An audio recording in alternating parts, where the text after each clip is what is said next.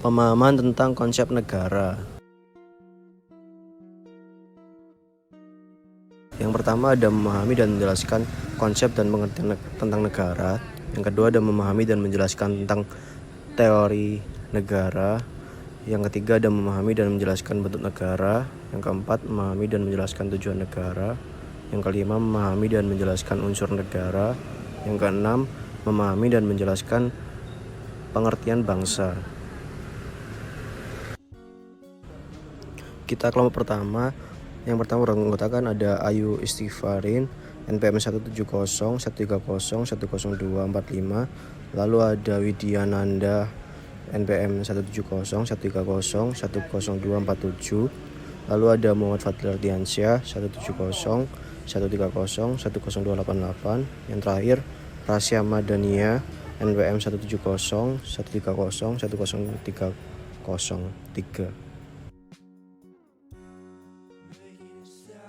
Pertama, menjelaskan konsep dan pengertian tentang negara. Secara terminologi, negara diartikan sebagai organisasi tertinggi di antara satu kelompok masyarakat yang memiliki cita-cita untuk bersatu, hidup dalam satu kawasan, dan mempunyai pemerintahan yang berdaulat. Sebagai sebuah organisasi kekuasaan dari kumpulan orang-orang yang mendiaminya, negara harus memiliki tujuan yang disepakati bersama. Dalam konteks negara Indonesia, tujuan negara atau cita-cita negara tercantum dalam pembukaan Undang-Undang Dasar 1945 alinea keempat, yaitu memajukan kesejahteraan umum, mencerdaskan kehidupan bangsa, dan ikut melaksanakan ketertiban dunia yang berdasarkan kemerdekaan, perdamaian abadi, dan keadilan sosial.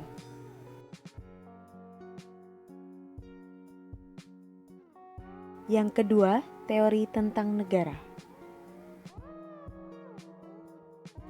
Teori tentang negara antara lain: pertama, teori kontrak sosial; kedua, teori ketuhanan; dan yang ketiga, teori kekuatan. Teori kontrak sosial atau teori perjanjian masyarakat beranggapan bahwa negara dibentuk berdasarkan perjanjian-perjanjian masyarakat dalam tradisi sosial masyarakat. Teori ketuhanan. Teori ini memiliki pandangan bahwa hak memerintah yang dimiliki para raja berasal dari Tuhan. Mereka mendapat mandat Tuhan untuk bertahta sebagai penguasa. Para raja mengklaim sebagai wakil Tuhan di dunia yang mempertanggungjawabkan kekuasaannya hanya pada Tuhan, bukan kepada manusia.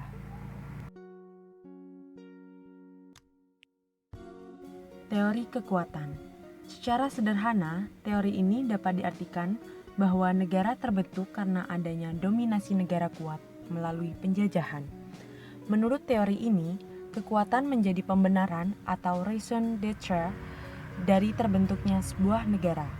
Melalui proses penaklukan dan pendudukan oleh suatu kelompok atau etnis atas kelompok tertentu, dimulailah proses pembentukan suatu negara.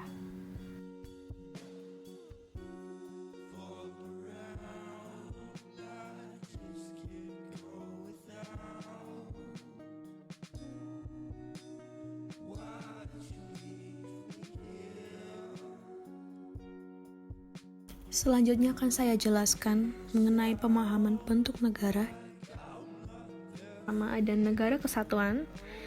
Pengertiannya yaitu negara kesatuan merupakan bentuk negara yang merdeka maupun berdaulat, dengan satu pemerintah pusat yang akan berkuasa atau juga dapat mengatur seluruh daerah.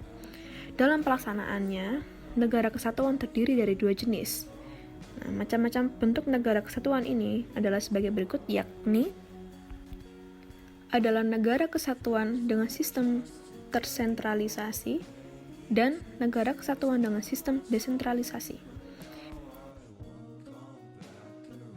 Adapun ciri-ciri bentuk negara kesatuan, yaitu pada umumnya bentuk-bentuk negara kesatuan ini, yang pertama, kedaulatan negara dapat mencakup kedaulatan ke dalam atau keluar yang akan ditangani oleh pemerintah pusat.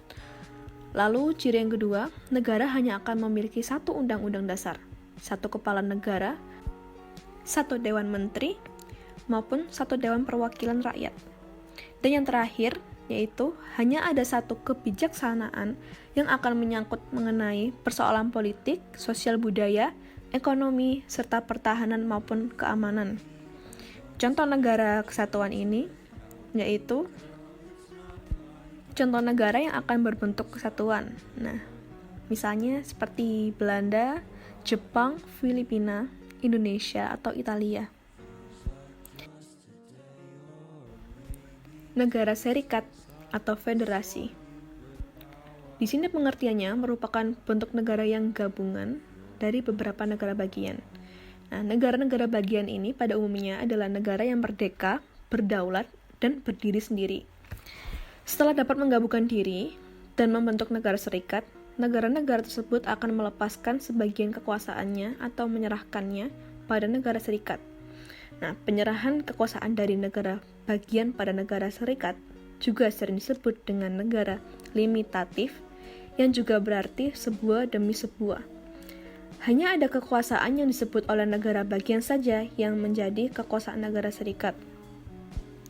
Kekuasaan asli dalam negara serikat ini tetap pada negara bagian. Oleh karena itu, negara bagian berhubungan langsung kepada rakyatnya. Sementara itu, kekuasaan akan diserahkan oleh negara bagian kepada negara serikat yang merupakan hal-hal yang akan berkaitan langsung dengan hubungan luar negeri, pertahanan negara, keuangan, ataupun urusan pos. Nah, kekuasaan ini yang akan didelegasikan. Oke, kita menuju ke ciri-ciri bentuk negara serikat. Nah, yang pertama, tiap negara bagian ini akan berstatus tidak berdaulatan. Namun, kekuasaan asli tetap pada negara bagian. Lalu yang kedua, kepala negara akan dipilih oleh rakyat maupun bertanggung jawab kepada rakyat. Lalu yang ketiga, pemerintah pusat dapat memperoleh kedaulatan rakyat dari negara-negara bagian untuk urusan keluar dan sebagian ke dalam. Lalu selanjutnya, setiap negara bagian akan memiliki kewenangan dalam membuat UUD sendiri yang selama ini tidak akan bertentangan dengan pemerintah pusat. Lalu, kepala negara ini akan memiliki hak veto atau disebut pembatalan keputusan yang akan diajukan ke parlemen atau senat dan kongres. Contoh-contoh negara serikat ini atau federasi yaitu yang berbentuk serikat seperti Amerika Serikat, Australia, Jerman, Swiss, India, Malaysia, ataupun Jerman. Kita menuju selanjutnya yaitu macam bentuk negara berdasarkan jumlah orang yang akan memerintah dalam suatu negara tersebut. Di sini ada 3 macam bentuk. Nah, yang pertama ada monarki, oligarki, dan demokrasi. Oke, saya akan menjelaskan mengenai monarki. Monarki ini merupakan kata yang berasal dari bahasa Yunani, yakni dari kata monas, yang akan berarti tunggal, dan kata archein yang berarti memerintah. Nah, jadi pengertian negara monarki merupakan bentuk negara yang dalam pemerintahannya hanya akan dikuasai maupun diperintah oleh satu orang secara turun-temurun. Yang kedua, oligarki ini merupakan suatu negara yang dipimpin oleh beberapa orang. Model negara ini pada umumnya diperintah oleh sekelompok orang yang berasal dari kalangan feodal. Dan yang terakhir adalah bentuk negara demokrasi. Pengertiannya yaitu merupakan bentuk negara yang juga dipimpin pemerintah tertinggi negara yang akan terletak di tangan rakyat. Dalam bentuk negara yang demokratis, rakyat ini akan memiliki kekuasaan yang penuh dalam menjalankan pemerintahan. Mengenai tujuan negara. Jadi Miriam Budiharjo menyatakan bahwa negara dapat dipandang sebagai asosiasi manusia yang hidup maupun bekerja sama untuk dapat mengejar beberapa tujuan bersama. Maka dapat kita katakan bahwa tujuan akhir setiap negara merupakan untuk menciptakan kebahagiaan bagi rakyatnya. Nah, sedangkan tujuan negara Indonesia merupakan yang tertulis pada pembukaan UUD 1945 alinea keempat, yakni yang pertama, melindungi segenap bangsa ataupun seluruh tumpah darah Indonesia, lalu memajukan kesejahteraan umum, mencerdaskan kehidupan bangsa Indonesia, dan dapat ikut melaksanakan ketertiban dunia. Unsur negara. Terdapat dua jenis menurut para ahli, yakni unsur negara mutlak atau konstitutif yang diartikan sebagai unsur negara pendukung seperti rakyat, pemerintah, dan wilayah. Sementara untuk unsur deklaratif yaitu pengakuan dari negara lain. Unsur-unsur terbentuknya negara dijelaskan dan telah tercantum dalam Konvensi Montevideo yang mulai berlaku pada 26 Desember 1934.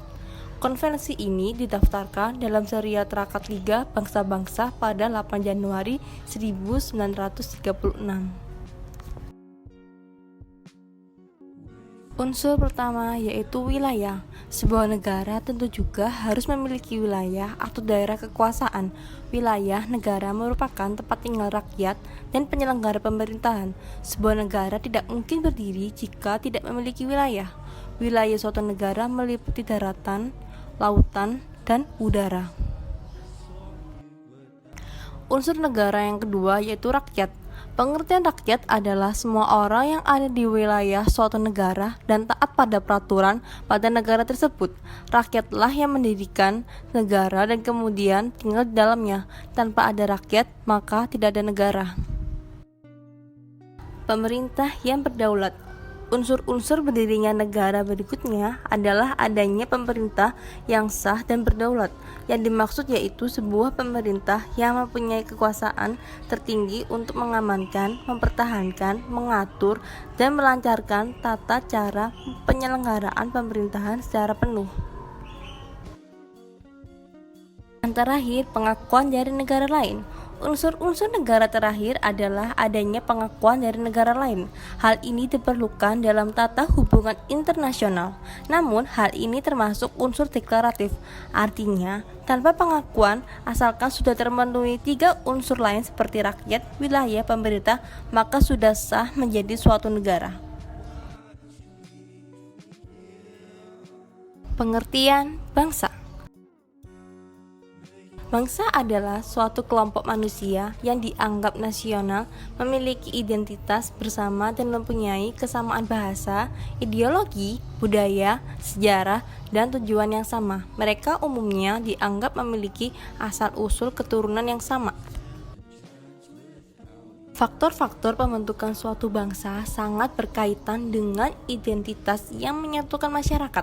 Faktor tersebut antara lain yaitu yang pertama, primordial, yang termasuk dalam faktor ini yaitu ikatan kekerabatan, kesamaan dan suku bangsa, daerah, bahasa, dan adat istiadat. Yang kedua, sakral. Sakral dalam faktor ini yaitu adanya kesamaan agama yang dianut oleh masyarakat, dan dalam hal ini agama dapat membentuk suatu ideologi, doktrin yang kuat dalam masyarakat sehingga keterkaitannya dapat menimbulkan bangsa. Tokoh menjadi salah satu faktor pembentuk bangsa karena bagi masyarakat, tokoh dijadikan sebagai panutan untuk mewujudkan misi-misi bangsa. Sejarah merupakan salah satu faktor pembentukan bangsa karena sejarah dan pengalaman masa lalu seperti penderitaan akan melahirkan solidaritas sehingga memungkinkan untuk membentuk satu tekad dan satu tujuan antar kelompok masyarakat. Yang terakhir yaitu perkembangan ekonomi, dikatakan sebagai faktor pembentukan bangsa karena semakin meningkatnya perkembangan ekonomi, semakin beragam pula kebutuhan masyarakat sehingga membuat masyarakat semakin ketergantungan satu sama lain dan secara tidak langsung akan membentuk masyarakat dan ingin membentuk satu kesatuan yaitu bangsa sebagai jalan untuk memenuhi kebutuhan satu sama lain.